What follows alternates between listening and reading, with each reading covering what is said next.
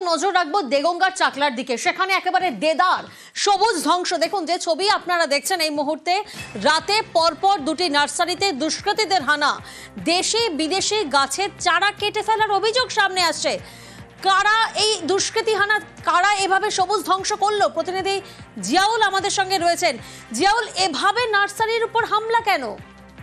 দেখো, কি কারণে হামলা এখনো স্পষ্ট নয়। ইতিমধ্যেই দেগঙ্গা চাকলা গ্রাম পঞ্চায়েতের সারাবেড়িয়া এলাকা, সেখানে একাধিক নার্সারি রয়েছে, কিন্তু দুটি নার্সারিতে একেবারে সবুজ নিধন, অর্থাৎ উন্নত প্রযুক্তি ব্যবহার করে সেখানে বিভিন্ন ধরনের উন্নত প্রযুক্তির চারা সেখানে তৈরি হয় এবং সেই চারা রাতের অন্ধকারে দেখা যাচ্ছে প্রায় পুরোপুরি ধ্বংস করে দিয়েছে। প্রায় না হলেও কয়েক হাজার গাছের চারা সেখানে নষ্ট হয়েছে, কিন্তু কে বা কারা কি উদ্দেশ্যে কেটেছে এখনো পর্যন্ত স্পষ্ট নয়। এবং এই যে নার্সারি দুই মালিক, তারা কিন্তু ইতিমধ্যেই থানার দ্বারস্থ হচ্ছেন। তার কারণ এই একাধিক সিসিটিভি রয়েছে এলাকায়, যেহেতু প্রায় না হলেও 100-র বেশি নার্সারি ওই এলাকায় রয়েছে, কিন্তু সেখানে দুটি নার্সারিতে কেন এই ধরনের কোপ বসানো হলো এবং এই ক্ষতির পরিমাণ কয়েক লক্ষ টাকা, এমনটাই নার্সারি মালিকরা জানাচ্ছেন। কিন্তু কি এমন শত্রুতার জেরে শুধুমাত্র গাছে কোপ দিলেন, এটা কোনো স্পষ্ট নেই। ইতিমধ্যে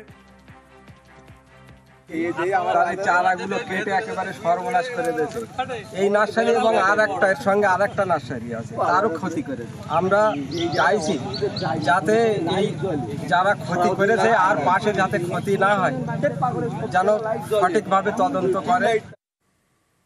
আর এবার নজর রাখবো তিলপাড়ায় এক্সটেনশন ওয়াটার ডিভাইডারে ফাটলের জের। ময়ূরাক্ষী নদীর জলে ক্ষতিগ্রস্ত তিলপাড়া ব্যারেজ, যার জেরে তড়িঘড়ি ধস ফাটল মেরামতিতে কর্তৃপক্ষ।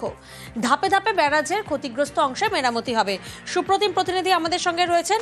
সুপ্রতিম, এই বাঁধের মেরামতির জন্য সেচ দফতরের তরফ থেকে ঠিক কি কি পদক্ষেপ নেওয়া হচ্ছে? গত কয়েকদিন আগেই কিন্তু তিলপাড়া জলাধারের যে এক্সটেনশন ডিভাইস, তার বেশ কয়েকটি পিলারে ফাটল দেখা যায় এবং বেশ কয়েকটি পিলার বসেও যায়। এবং ইতিমধ্যে কিন্তু সেচ দপ্তর আজকে কাজ শুরু করেছে এবং কাজ শুরু করতে বলছে বড় বড় বোল্ডার, যেগুলো কিন্তু যেখান থেকে বালি সরে যাবে সেগুলোকে দিয়ে একটা রিভার বেড তৈরি করা হবে, যাতে জলের চাপ আবার না এলে ব্রিজের যাতে কোনো সমস্যা না হয়।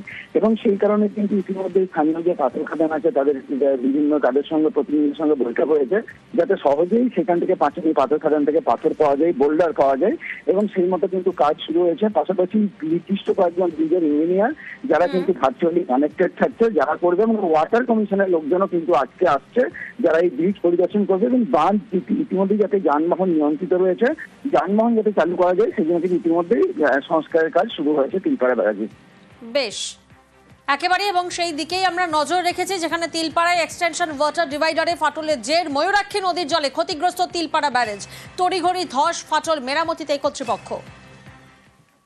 তিলপাড়া ব্যারেজের রিপেয়ারিং এর যে কাজটা, মেরামতির যে কাজটা, সেটা আজ থেকে শুরু হবে এবং আমাদের বিশেষজ্ঞরা সেন্ট্রাল ওয়াটার কমিশন তারা কালকে আসছেন এবং তার সাথে সাথে আমাদের যিনি বিশেষজ্ঞ এসেছিলেন, আমাদের বাঁধ বিশেষজ্ঞ কিংবা আমাদের যে ড্যাম ব্যারেজ বিশেষজ্ঞ, তিনিও ভার্চুয়ালি কানেক্টেড থাকবেন এবং এই কাজটাকে আরও কীভাবে ত্বরান্বিত করে আমরা তাড়াতাড়ি ব্রিজ চালু করে দিতে পারি জনসাধারণের যাতায়াত এবং অন্যান্য পরিষেবার জন্য, সেটাই আমরা চেষ্টা করছি।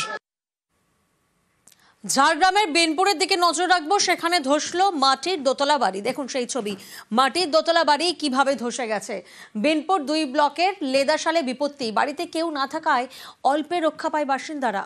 বাড়ি ধসায় আপাতত প্রতিবেশীর ঘরে ঠাঁই নিয়েছেন বাসিন্দারা।